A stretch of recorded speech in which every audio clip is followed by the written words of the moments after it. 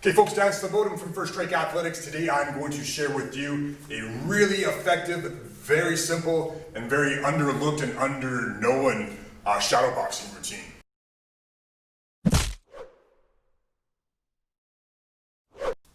Alright, so first of all, I was going to give you a little bit of background of where I learned about this system of shadowboxing.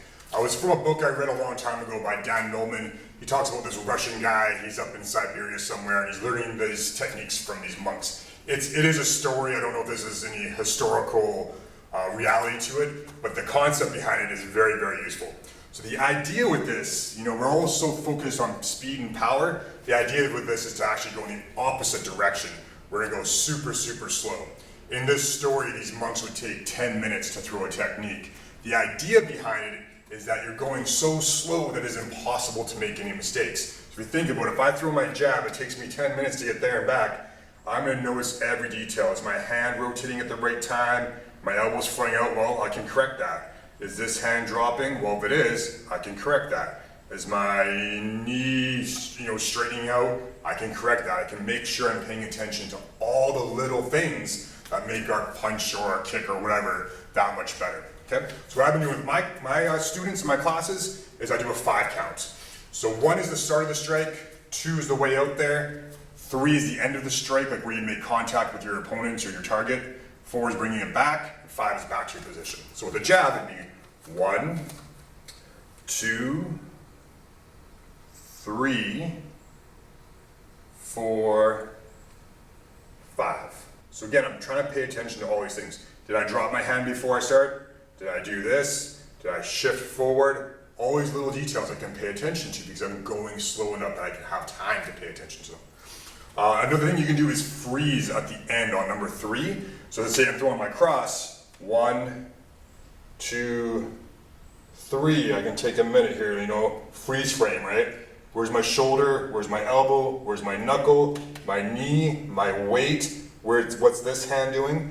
Take stock of all the little things, right? For hooks and uppercuts, they're shorter punches, but you can use the 1 count to kind of load them up. So for my hook, I can go 1, 2, 3, 4, 5. Same with the uppercut, right? I can drop down 1, 2, 3, 4, and 5. So 1's the start, 2's the way there, 3 is you make contact, you finished your strike, 4 is the recoil, 5 you're back to your position. And of course, if you have a mirror nearby, it's awesome to do this in the mirror. You can really see everything now. When I throw my jab, I'm actually using my chin as my target in the mirror. 1, 2. So I'm using, to some degree, some accuracy and some precision. I'm not just throwing it out there, right? Bringing it back, and I can see where my elbow is. I can see that my hand's up. I can see that my knees are bent. So when I throw my cross, I'm making sure that my heel's off the ground. My knees are bent, my hips turned over, all these little details, right? I can really focus on these, okay?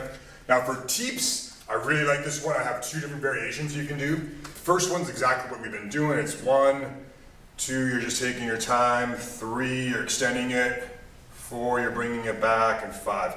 The other way is to hold each position, like 1, 2, 3, 4, 5. Hold them there for a little bit. So 1, 2, I'm just gonna hold it here. Feel my balance. 3, 4, and 5. And notice how in 5 I just bring it back down. I'm not falling down, I'm just bringing it back.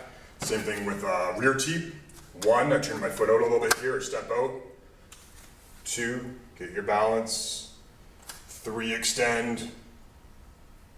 4, bring it back, and back down.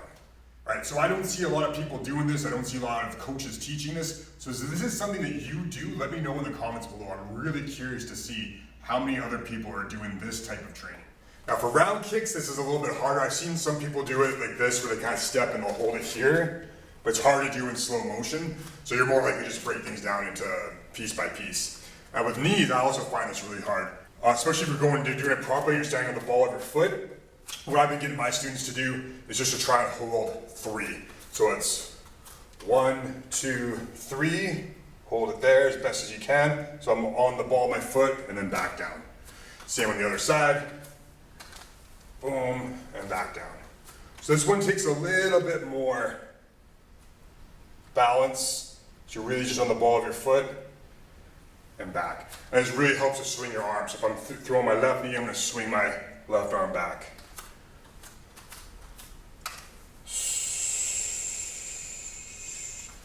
So just doing these little things, you're gonna feel a lot of details. You're gonna make sure you have your balance. You're gonna make sure your hands and your hips and your shoulders and everything are in the right position. You can do this at any time of the day, but like I said, I've been using my classes as a cool down. I find it's really good especially after people have been kind of training hard and they're breathing hard, heavy. That's when people tend to get a little bit more sloppy, right? Your heart rate starts going up and up and up, and fine motor control starts to go down. So as they start to cool down a bit, they really focus on all these little details, and they can get back that fine motor control even though they're tired. All right, so thanks again for watching. I hope you guys got something out of this. If you did, hit the like button. If you haven't already, make sure you hit subscribe for more videos, and I'll see you guys in the next video.